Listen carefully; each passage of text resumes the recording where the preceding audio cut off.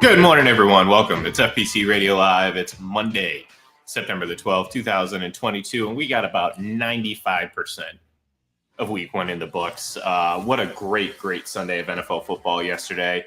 If anyone is living under the rock, you obviously know that the NFL kicked off yesterday. We had a full slate of games. We almost had two ties, and not only did we almost have two ties, and there's a couple reasons I'm going to bring this up. One, to push my own agenda, and two, to point out how absurd it is that they were both almost 20-20.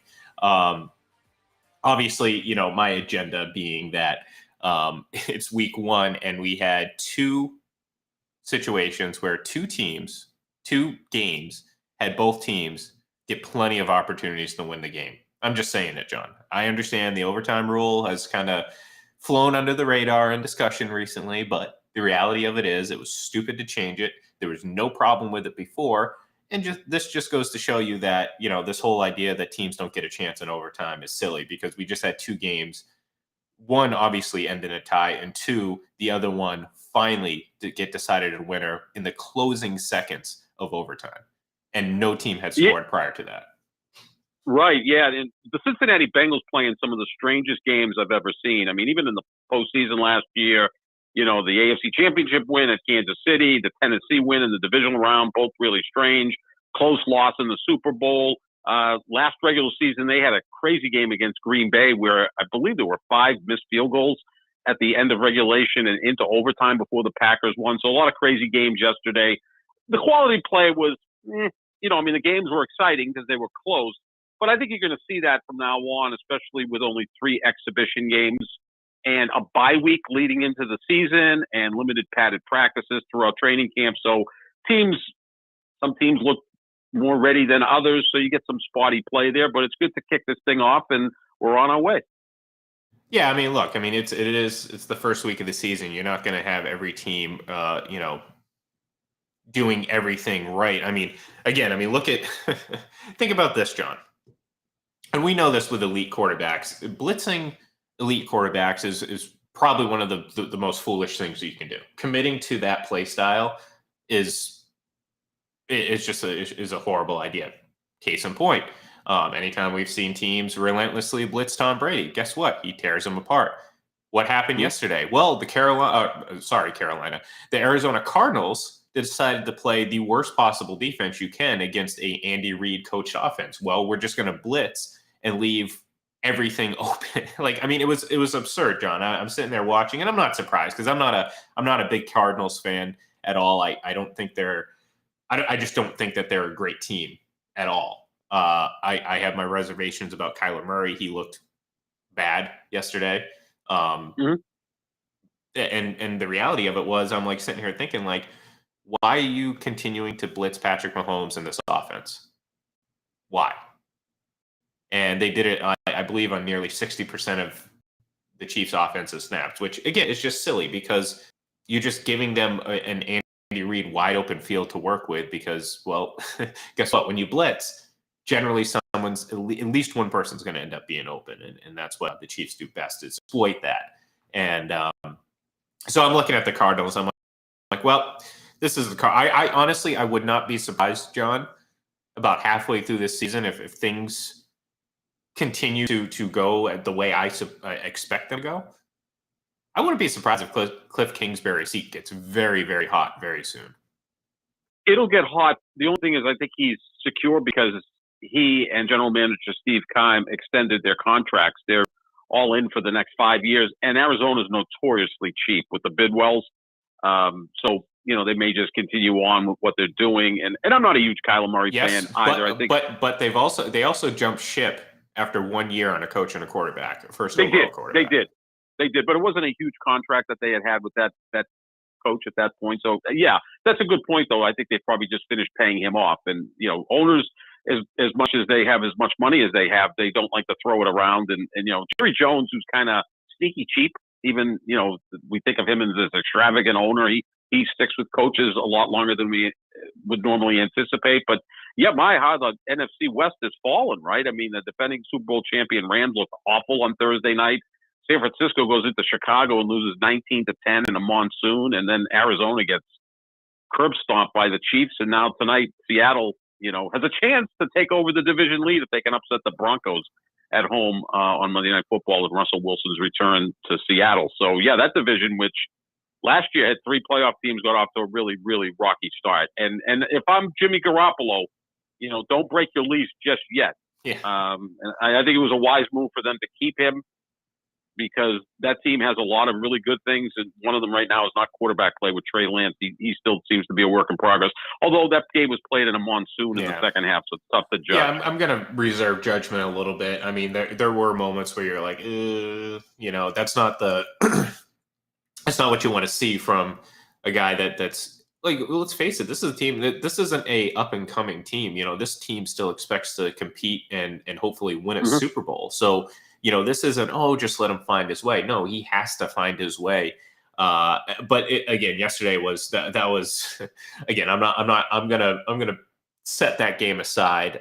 First game in a monsoon. I'll let it slide at least this time around. No George Kittle. That's us obviously an issue, but I look at that 49ers team and I agree that it's, in the end, it's probably going to be a good thing that they still have Jimmy Garoppolo on this roster. Not that I believe that he's the we've talked about him before. There's a ceiling with Jimmy Garoppolo. You can only get so far with Jimmy Garoppolo. He can only do so many different things, and I don't believe that it's going to lead to winning a Super Bowl, but might be a better option than whatever else they might have if this Trey Lance experience expires. But I'm not going to give the 49ers any credit for doing that, because to me, I look at that as just they mismanaged their roster and fell ass backwards into success, if it works out that way. Let's just put it that way, in my opinion. So I'm not going to give 49ers too much credit, because I think they fumbled this whole situation to begin with. Look, I think they screwed up by not going after Tom Brady, but that's just me. I mean, you make the mistake twice, obviously, when he was in your own backyard as a young kid, and then obviously when you had an opportunity to sign and replay and bring him to San Francisco to play near his hometown, you fumbled that bag too. And well, guess what? I don't have any sympathy for you on that one, but. No, look, I like the 49ers. I mean, this is a team that I think, look, I'm not going to get too down or too high on the Rams. Like, I think I have a pretty good idea of who they are. I think they're always going to be a pretty good team that is always going to be in the mix. I mean, last year they won the Super Bowl. Good for them. We talked about it on Friday, how fine a line it was between going out in a pretty embarrassing fashion and winning the Super Bowl.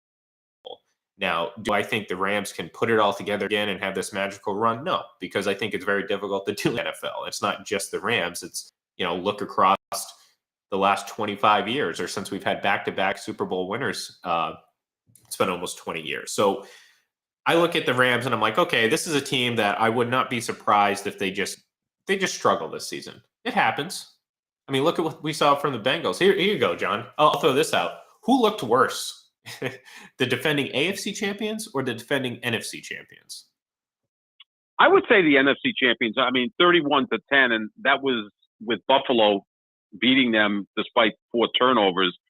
Cincinnati's defense wasn't bad yesterday. It was just, 4 interceptions from Joe Burrow, 6 sacks. I mean, Pittsburgh's defense was dominant. So, and look, and they had opportunities if they could have just executed an extra point or a field goal. Obviously, their snapper was injured, so they had the backup snapper in there, and you could just see he was throwing change-ups back to the holder, so that kind of derailed what they were doing in the kicking game. I would say the Rams looked even worse, although the Rams were playing arguably the best team in football in Buffalo, whereas you kind of expected Cincinnati to beat Pittsburgh, which looks like a mediocre team at this point, especially now that TJ Watt's going to be out for the year with that torn pectoral muscle. So, yeah, I mean, neither team looked very, very good in that opportunity. But in terms of San Francisco, one other thing I just wanted to get out there is Kyle Shanahan, when he has Jimmy Garoppolo as the starting quarterback, is 35-16, which is around 70% winning percentage. That's really good. He's 8-29 in 37 games without Jimmy Garoppolo as his starting quarterback. That's around 20%. So, we talk about wins our quarterback stat. Well, Garoppolo wins somehow. So, we'll see what happens going forward with Trey Lance. I don't know how long of a leash they'll have for him because, Shanahan and John Lynch both extended in the offseason. So, again, ownership commits to these coaches and general managers, and I don't know if they'll quickly move on from these guys if it doesn't work out. But, they made a big gamble. And you're right, Ian. They should have went in on Tom Brady. They probably would have already won at least one Super Bowl. They also kicked the tires, from what I understand, in the offseason a couple of years ago on Aaron Rodgers, and apparently the Packers just hung up on him. But, they were looking to upgrade the quarterback position. Then they decided to draft a guy third overall who didn't have a lot of reps in college, and they gave up a lot to move up in the draft to number 3. Yeah, and look, I mean that obviously puts pressure on management, but like I said earlier, it puts pressure on Trey Lance. This isn't a team that's hoping to take the next step. No, this team expects to be in the mix for a Super Bowl.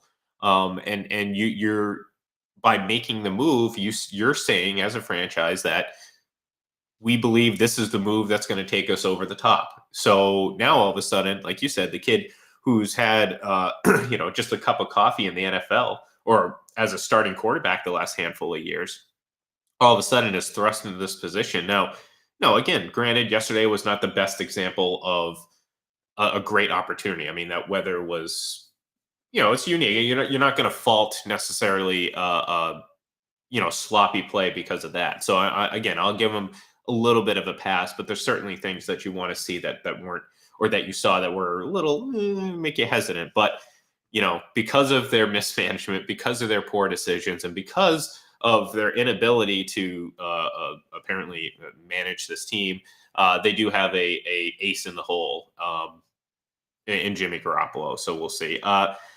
John, you brought him up, and it opened the door for us to start talking about it.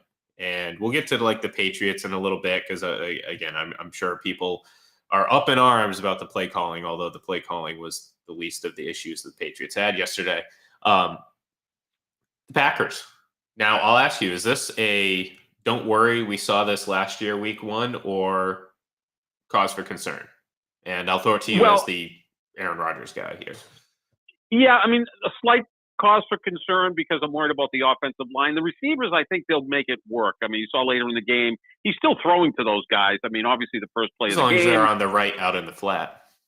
Well, yeah. I mean, he was really checked down Charlie yesterday. He didn't want to, and he didn't have much time to throw.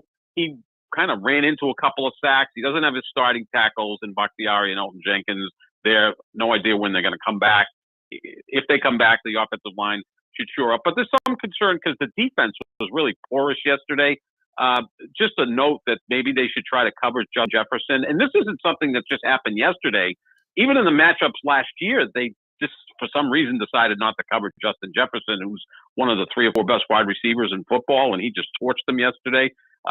Maybe they should have re-signed to Darius Smith, who looked like the best player on the field yesterday, constantly putting pressure on Aaron Rodgers. Slight cause for concern because I think the Packers should be fine, but I think they finally have a real Minnesota. Minnesota's always had a lot of talent. Seems like now they have the coach in place, and I know it's only one game, but now they have an odd coach that's going to make things more comfortable for Kirk Cousins.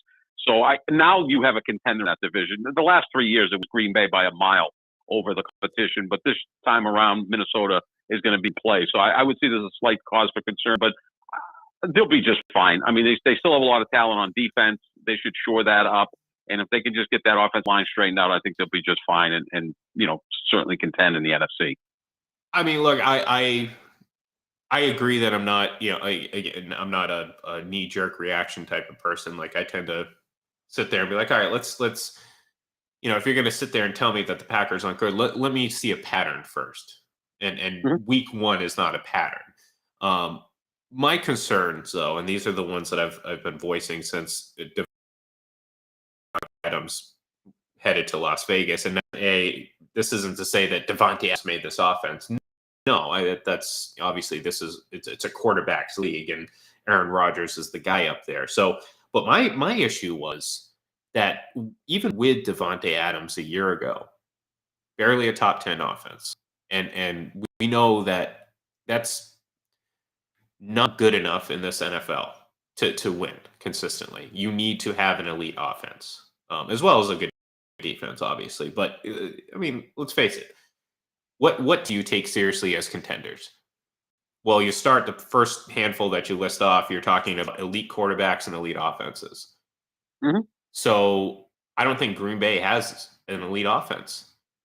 That's not to say that they don't have elite. I'm not saying they don't have an elite quarterback. It's a back MVP, but a team that barely was top 10 last year loses that over the course of the last 2 years has accounted for 30 touchdowns.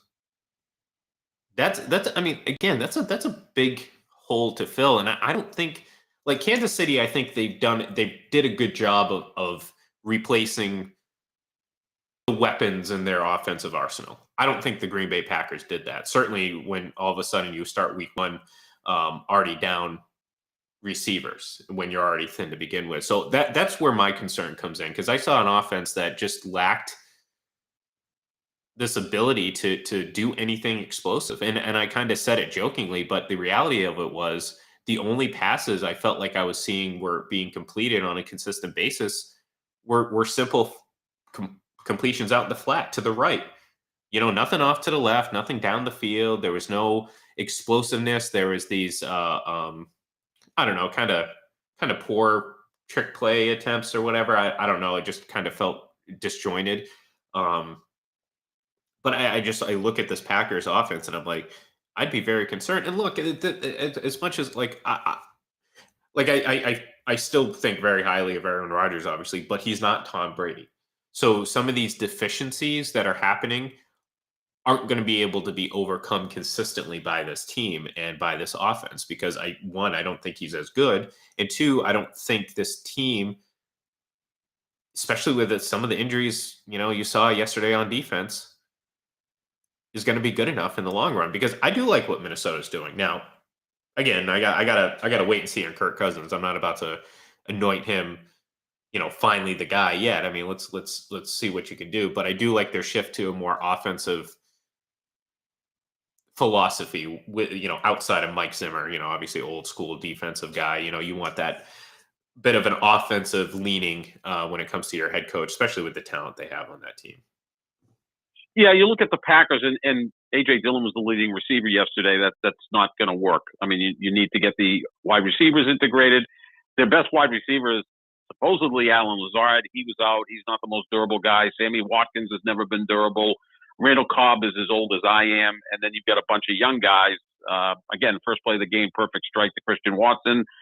He drops the ball, would have tied the game up at 7. And then they drive down and have first and goal, and they get stuffed on fourth down. I mean, very easily they could have been up 14-7. They struggled in the red zone last year. In 2020, they were 80% on touchdowns in the red zone, which is an NFL record. They were just so efficient in the red zone 2 years ago. Last year was around 59%, which is below average. So, that's been a concern last year and so far this year as well. The difference with Kansas City is Patrick Mahomes still has Travis Kelce, right? So that you can make a case that still was his favorite receiver, even with Tyreek Hill. So he can build off of that. And Andy Reid is, I think, arguably the best play caller in the sport, right? I mean, Matt LaFleur is a nice head coach. He's gone off to a good start, but I think that Andy Reid, as we could say, is the best play caller in the sport. The other thing with Green Bay that is so damn frustrating to watch, they play at such a slow pace. Yeah. Right. So they never get the defense on its heels. And I also think that sometimes with Rodgers, it's paralysis through analysis. Like he's like trying to outsmart everybody. And at points, he slows down his own offense. Like I would like to see them play with a little bit more pace. Seems like they run fewer plays than any team in the league. And that maybe, impacts their numbers of yards and points and all of that stuff. So I wish they would move a little quicker in and out of the huddle and all of those types of things. But those are things that can be cleared up as the season goes on. But yeah, I mean, they're going to have to step up because, like you said, the teams we think of as Super Bowl contenders are who? Buffalo, Kansas City, Tampa, all elite quarterbacks, all elite offenses. Rodgers certainly an elite quarterback. We're going to have to see if he can kind of pull together the group that he has. And Brady's the best at doing that, right? As Colin Cowherd says, Brady is a lubricator and Aaron Rodgers is a agitator. And that's so true, right? You saw the eye roll from the first pass on, right? I mean, that's not a surprise. That's what he does. Yeah, and look, I mean, my philosophy, and this will kind of mold into, who's the best quarterback in the league debate. And look, it's week one, which is the most overreaction we're going to get every week. So, obviously coming out of this week, Patrick Mahomes is the greatest player to ever touch a football in the history of not just football, but like pigs and pigskin. Any ball, basketball, baseball, any ball, golf, tennis, anything. Forget about again, and this is why I chuckle sometimes, because the difference between like a modest game and whatever is a decision to constantly throw inside the 5-yard line, and look, those count just the same. I'm not knocking it, but I do chuckle because people get so enamored. Oh my God, 5 touchdowns. So I'm like, okay, well, try handing it off like once. I mean, you know what I mean? I'll always advocate for Brady. And one of the things that always kind of fell into his favor when it comes to stuff like that is like, hit the Patriots and they're usually at the top of the list when it comes to rushing touchdowns within 1 to 3 yards of the line of scrimmage, because that's what they do. They'll rush it in. Whereas like you'll see like these little underhand shovel, like basically long handoffs count as touchdown passes. And hey, look, it is what it is. But, the reality of it is I look at Brady as still being obviously on the top. And I say this all the time. It's not so much what other players do. It's not what Patrick Mahomes does at this point. It's not what Aaron Rodgers does. It's more about what Brady does. And if Brady starts to take a step back and you see his skills diminish, then I think that opens the door for someone to take that title from him. But outside of that, it doesn't make any sense, because if people want to sit there and discuss Patrick Mahomes, they'll be like, all right, well, how are you going to make that argument? The last couple of years, Brady's been statistically better. He's been on the pace, if not better, in team success, however you want to define that. Obviously, he's beaten them multiple times head to head. So every checkbox favors Brady. So there's no real logical argument to say, oh, Patrick Mahomes all of a sudden has surpassed him, outside of, again, the knee-jerk reaction to the flash and the pizzazz and the no-look passes and all that nonsense. So I think there's going to be certainly more work. It's not going to end in 1 week. The discussion's not over, because quite frankly, I thought Brady was very good. I think I was questioning. I think the play calling was a little funky and forcefully trying to be balanced, when I thought they should just not get too cute and just keep the ball in Brady's hands. However, I think with Rodgers, I think there's a little bit more of a window for him to maybe in a few weeks start to drive. If this is a pattern, John, it's all about patterns. It's not week to week. If Kirk Cousins goes out next week, week of any quarterback in the league, he's not the best quarterback in the league. That it just doesn't work that way. But I do think that guys like Mahomes and even Josh Allen he still has some work to do. I think again, people are getting a little bit too over the top with his anointment, but we see it all the time. I mean, it's the exact same thing that happens every single cycle with all these new quarterbacks. But there's a window there because Mahomes was statistically, outside of those efficiency numbers, better than Aaron Rodgers last year. You could argue that Josh Allen, in some cases, statistically, outside again of the efficiency numbers, was better than Aaron Rodgers. Now, if we go into week 2 and it's just a repeat of last year, and week 1 becomes a distant memory, then we'll sit here and chuckle and be like, see, that's why you don't react over week 1. But if you start to see a few weeks here, a few weeks there, where they struggle offensively and still kind of look disjointed, then you're starting to wonder. Then you're starting to get curious. And then I think it really opens the door to, we've sat here pretty steadfastly and said, Brady, Rodgers. I mean, those two guys are the guys right now. And really, until further notice, it's going to be the case. But it's starting to, I think, that number 2 spot, again, I might be biased. That number 2 spot, I think, is starting to become available if things continue the way they are the next couple of weeks. Well, week 1, Carson Wentz had 4 touchdown passes. Joe Burrow had 4 interceptions. So, who would you take as a quarterback? I'm taking Joe Burrow 8 days a week. But, Absolutely. Off of week one, it was not a good showing by Burrow, who still, the thing I like about him, and it still impresses me, is as poorly as he played, he still kind of put his team in a position to win. Like, he didn't give up. right? They came back from behind. He throws the touchdown pass that looked like the game winner, and then the extra point is blocked. But at least the guy keeps fighting. That's the thing I like about Burrow, and that's what makes Brady the greatest among a lot of other things, is that the guy threw a pick six in a Super Bowl and still came back from 28 to 3 down. That there's not a lot of quarterbacks that I've ever seen would recover from that. Very few, and that's what makes Brady who he is. And I think Burrow has a similar makeup. I mean, obviously he's got to accomplish these things before we start putting them in the same sentence.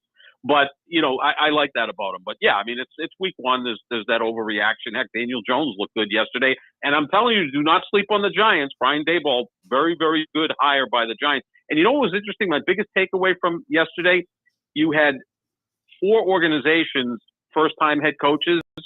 They all won yesterday, right? The Vikings, Bears, Giants, and Dolphins, all with first-time head coaches, went 4-0. Pretty interesting. Yeah, look, I mean, there's no telling how these coaches are gonna. Again, Josh McDaniel started 6-0 his first foray, and we all know how poorly that ended, and how he's still trying to overcome that.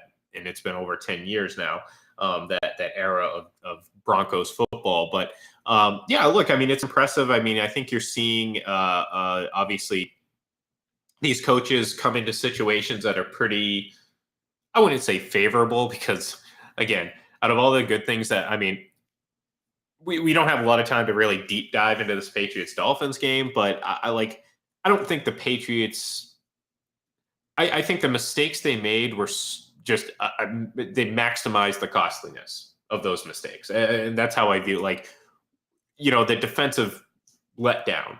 I mean, for the most part, they played pretty well defensively, except for that just blunder there on 4th and 7 that led to a touchdown, and then kind of the wheels fell off there a little bit. So I look at Miami, and I'm like, yeah, they had a pretty good outing.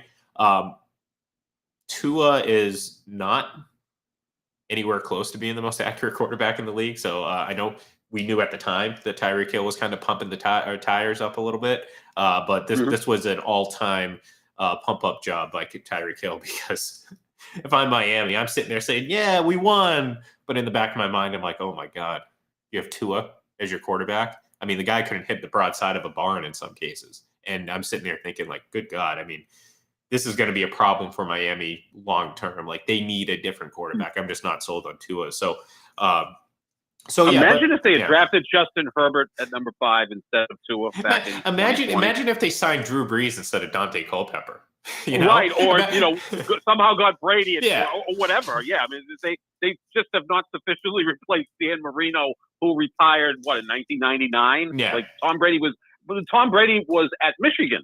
Yeah, when Dan Marino retired. So that's how long ago that was. Yeah, I mean, that's the one that's like Tua went 5 and Herbert went 6, and it's like, did you see the two of them standing side by side? And I know that doesn't always work. No, but honestly, John, it should be. I understand people like, oh, look at Drew Brees. Well, Drew Brees is. I mean, I'm not like.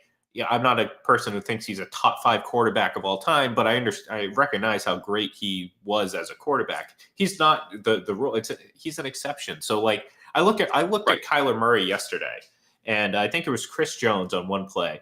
Kyler Murray rolled out. There was pressure. I mean, the pocket was kind of collapsing in, but certainly nothing to the point of having no room to throw. It was kind of like a normal small little window to throw for a quarterback. And the ball just got batted down. No, I get it. Tom Brady gets balls batted down. Patrick Mahomes does. Every quarterback does. But I just saw that, and I'm just thinking, I'm like, man, that's such a disadvantage for a quarterback like that. Because, this isn't like some, I don't know what you want to call it. It's some sort of just like overused cliche. Oh, well, no, there's physical limitations, whereas you have linemen and defensive linemen that are bigger and taller than you, which limits your vision. And as a quarterback, how you don't want to limit your vision. So I think those are issues that are probably going to arise. Plus, again, I'm not big on Kyler Murray. I think he has some leadership deficiencies. I think there's just a limit to his talent and how far it can get the Cardinals. And I don't think it's that far. And based off week 1, I seem to look pretty right now. So, yeah, Kyler Murray, I don't know. The Cardinals, I like maybe they'll do the opposite this year, John. Maybe they'll lose a bunch of games to start and then have a strong finish. I mean, either way, it's going to end up with them being kind of hovering around 500. Um, but yeah, I don't know. But anyways, if I'm the Dolphins, I'm worried about Tua. Mike McDaniel. Again, I mean, let's. I'll give it some time before I start making judgment on these coaches. I'm basically, I do like the Minnesota hire just because, again, you get away from a old school defensive dinosaur when you have a elite group of offensive players. I mean, that's always a good thing. You know, Dable. I mean, look, you know how it goes. You make that play on that call on the 2-point conversion, and you succeed, and you're gutsy. But if you lose it, all of a sudden you're Brandon Staley. Of which, look, the Chargers. I love the Chargers, but I am so deathly afraid of Brandon Staley. Again, I'm telling you, the guy needs to go. They need to. Someone said it on Twitter yesterday, or the Sean Payton. I'm like, absolutely. If this Chargers team can hire a guy like Sean, or hire Sean Payton, not a guy like, because, again, he's a great coach, and there's not too many people like Sean Payton. You hire Sean Payton, that team is infinitely better than what they are right now. I feel like there's some boneheaded decisions away from just costing themselves, again, opportunities at playoff positioning, and that's what they did last year. And I have this feeling, as good as this team is, that's exactly what's going to happen again this year at some point. Yeah, and again, they have a loaded roster, and again, the coach is a question mark. The quarterback isn't. I think we both love Justin Herbert. He's sensational. But that's another organization that's notoriously cheap, so they'll hang on to the coach.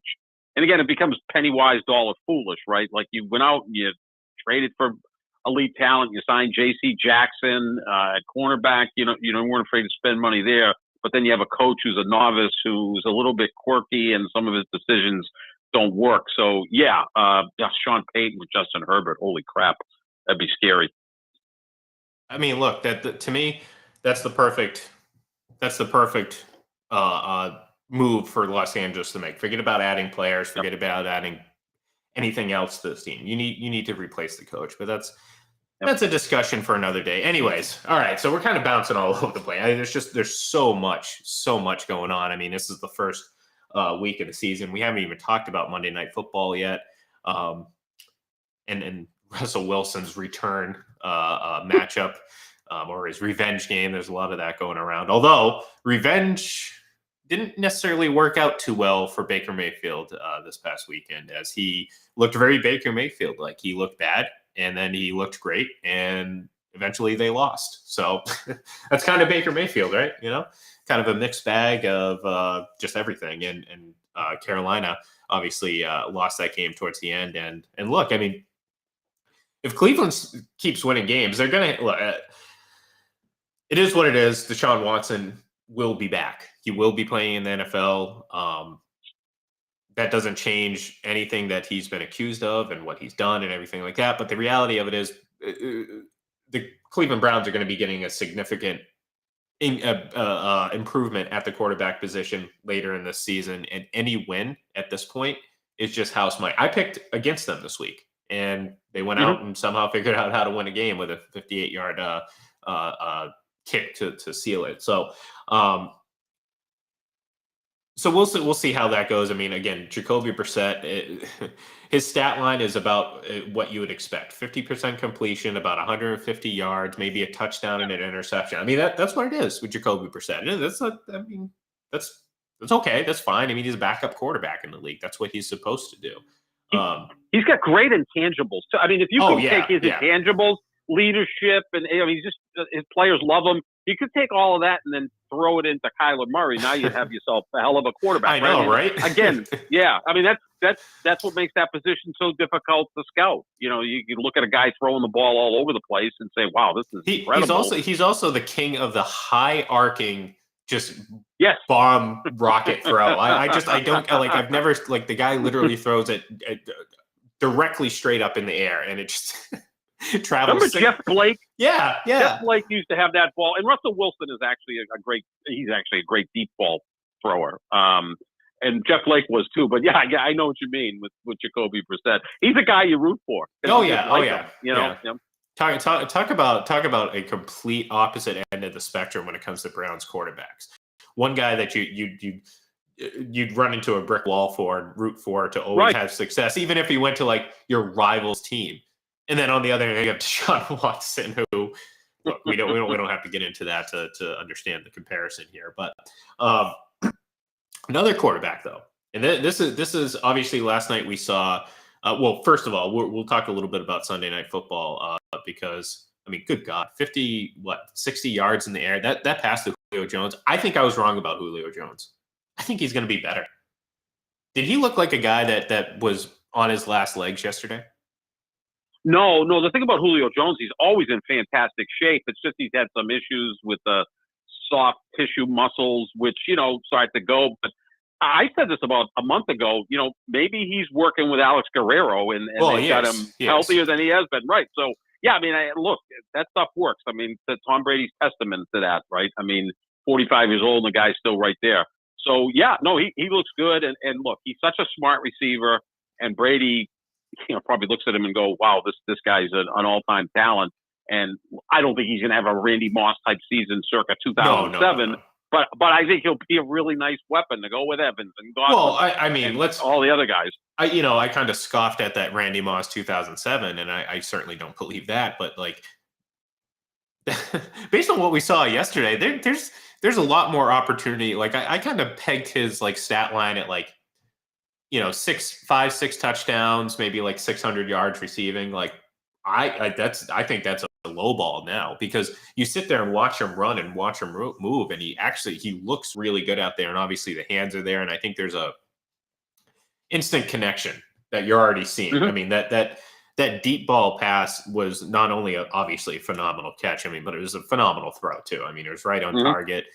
Really, the only bad pass that Brady threw last night was the interception, which he'll be the first to tell you that he got fooled with the linebacker. He just didn't see it and threw a bad pass and threw an interception. It happens. But like even the deep pass, I believe it was to Russell Gage or not Russell Gage, Brashad Perriman, right dead on target. Just really great coverage by Dallas.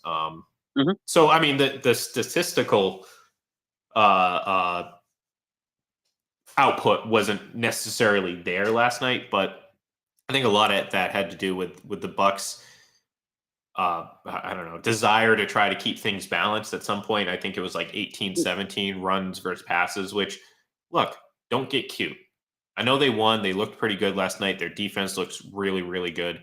But don't get cute, okay? Like, you win offensively because of Tom Brady's arm. Leonard Fournette looked fine yesterday, but the play calling was a little puzzling. There was a couple times they got deep into the red zone. I believe they got down to the 4-yard line at one point and the 8-yard line at one point, and 2 third-down sacks. Now, again, in both those situations, there was a complete breakdown in pass protection, and basically there was a free rusher on Brady, so it ended those drives. But the reason they were able to do that was because it was very predictable, boring play calling. Run on first and second down, third and mediocre to long, and you have to pass it. Now, again, it doesn't really matter. You can know Tom Brady's passing. He's still going to beat you, but it kind of kills the game flow. So one of my big issues with the Bucs last year was that they were one of the best, or Brady's always been one of the best, if not the best play action quarterback in the league. And they were last year, but inexplicably, they were one of the teams that used it the fewest all season. And I'm sitting there scratching my head. We talked about it last year. I was like screaming to the heavens saying, use more play action. The point is, you put the ball in Brady's arm, you're going to have a good time. And that's exactly what the Buccaneers saw last year. They saw a kind of a disjointed offense at times yesterday with kind of slowing down in the red zone. But the reality of it was they punted once? Yeah, and I think the whole thing was just looking at it macro is that Dallas wasn't going to score. I mean, they just weren't going to score because their offense is putrid. Yeah. Even with Dak Prescott. And I think Tampa probably in its heart felt, look, they're not going to score. So let's try to avoid Brady getting hit because they still have some issues issues with the interior of the offensive line. Let's just kind of, play conservative. We've seen the Patriots do that. I mean, again, it was a different sport, 15, 17 years ago when they would win those games like 12-0 because they knew that the other team wasn't going to score. So I think that may have had something to do with it.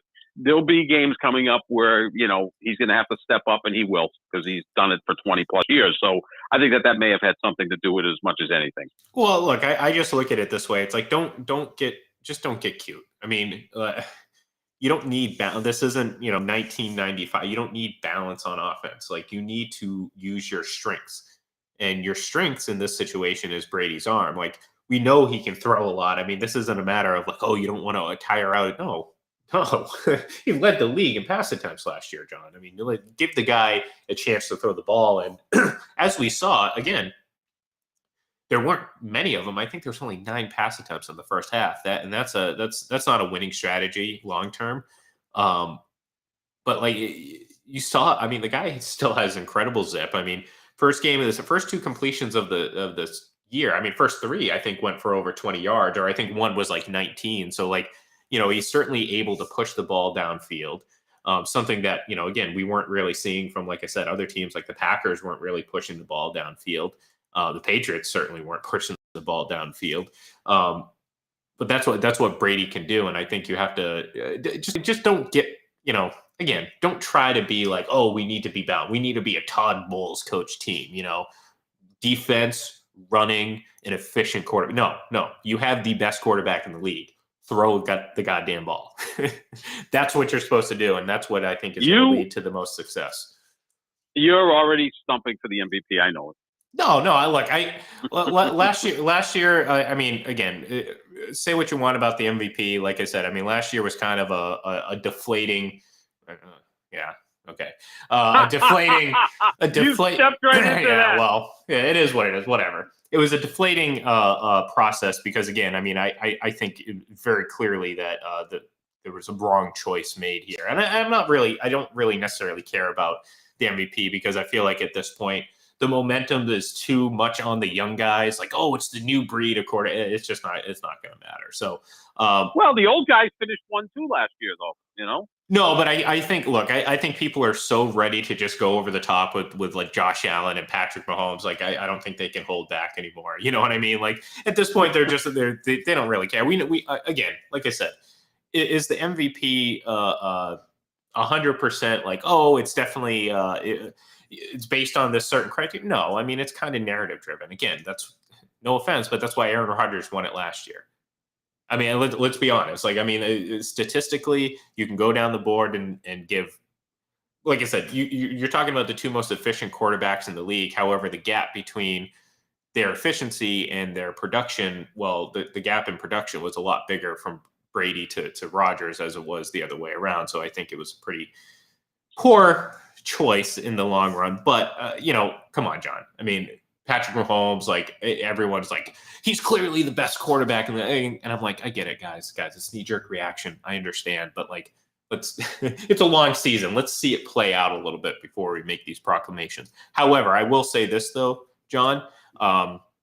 If the Buccaneers do commit to this balanced offense of 30 years ago, then I don't think that they're going to have as good of an offense as they need to because, well, they're taking away their best element, which is pushing the ball and throwing the ball. Because, again, at the end of the day, there's no player in the league, offense, defense, special teams, that you want making decisions with the football more than Tom Brady. And to me, that's how I look at it. So real quick, before we do go, because we only have a couple minutes left here, and this is the beauty about football season, John, there's never enough. I mean, there's always too much to talk about that we can't get to it. The biggest storyline, though, John, coming out of this game, and it could have long-term ramifications for a lot of people, is the Dak Prescott injury. I mean, it seemed so. It wasn't, this wasn't an injury that required a cart or a whole stoppage in play or this, that, and the other. It was kind of coming out of break. Mm-hmm. They started talking about him going off the sidelines and having issues with his hand, which we saw the replay where it came into contact with the Buccaneers player. I think it was Akeem Hicks. And all of a sudden, he is out for a month and a half. And all of a sudden, Dallas, Mike McCarthy. I mean, we talked about it on Friday. You know, Jerry Jones has a long leash when it comes to coaches, but I mean, there was not a lot of redeeming qualities out of what we saw from the Cowboys with Dak Prescott last night.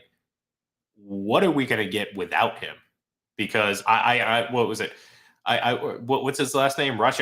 I'm thinking of that old Colorado Rockies pitcher, Glendon Rush, because he's the same last name. But what are they going to do? I mean, they looked certainly not like a team that's going to be a division winner, and that was with Dak Prescott. This is a tough loss for the Cowboys. Yeah, I mean, do they go out and get a quarterback because this is going to be an 8-week injury, or do they just keep Rush in as a placeholder until Dak comes back? And even when he comes back, it's not a guarantee that he's going to be himself. We saw last year Russell Wilson had a similar injury. It was a finger, not a thumb, but, it took him a couple of weeks after he came back to get back up to speed. So, who's the quarterback that Dallas goes out and tries to get? Everyone was talking about Jimmy Garoppolo. If I'm San Francisco, for what they're paying Jimmy Garoppolo, I'm not trading him unless they think that him being on the roster is slowing down the progress of Trey Lance, and then maybe they move on from him. But I would keep Jimmy Garoppolo as a really good insurance policy if Trey Lance doesn't get it. So what is Dallas going to do? Do they go out and try to find some quarterback to hold things down until Dak comes back? That's going to be a very, very difficult question for them to deal with. I mean, what are their options? Cam Newton? Yeah, I was thinking the same thing. I was thinking the same exact thing, and he looks washed. He looked washed 2 years ago. He looked more washed last year. I mean, I've always kind of thought it would be cool that he played for the Cowboys. The star on the helmet, and he's just, that he's got that personality. But yeah, I mean, who? There's just not a lot of guys floating out there. Even Sam Darnold, who's really not a good option, but he's hurt. Yeah, but he's hurt. He's exactly. still out for another several weeks. So who is that guy? And now Dak, getting injured twice in the last 3 years. Look, that offensive line is a mess, and that's been their calling card. That's why I didn't put Dallas anywhere near the playoffs this year, even with Dak Prescott. I think the Giants are going to finish ahead of them. I said that in one of my predictions that we put out on Full Press Bets. That Dallas to me looks like a team that's going nowhere fast, even with Dak. Now without him, even worse situation for them. No, I was very I definitely feel like I was wrong. I picked the Cowboys to win the division, but not because I necessarily believed in the Cowboys. It was kind of like uncertainty surrounding some of the other teams and just how unpredictable this NFC East division usually is. But I am very much regretting that today because, like I said, even with Dak Prescott, there wasn't too many redeeming qualities from that game. No. He at one point, I think he was like 5 for 14 or 15. They really had no one outside of CeeDee Lamb. I don't know if it was play calling or whatever, but Ezekiel Elliott really didn't have an impact. No, give credit where credit's due. The Tampa Bay defense looked really, really good, especially that linebacker group. And I think Akeem Hicks, if you're getting 2017 Akeem Hicks and 2017 Julio Jones, oh boy, we're going to have to very quickly reevaluate what the potential is for this Tampa Bay team, which I think right now, after week 1, you got to sit there and say, yeah, they're probably the best team in the NFC right now. I mean, if this is a week-to-week judgment, and that's kind of what it is when you're talking about best team in a current given season, I think the Bucs separated because think about it: the Rams, the Packers, the Cardinals, San Francisco, 49ers. yeah. All these teams that you would discuss among the NFC Super Bowl favorites all lost. Now Minnesota, and here's the catch, John. Say Green Bay kind of leaves the realm of perennial Super Bowl contender and they drop down a level.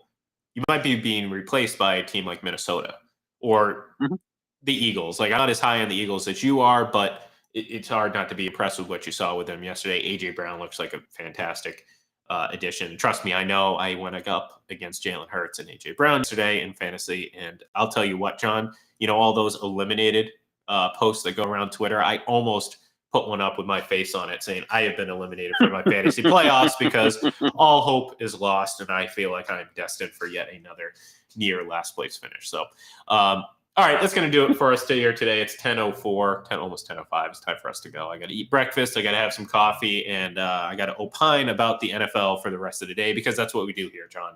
And that's what we're going to do here every single day of the week this week. So tune in tomorrow.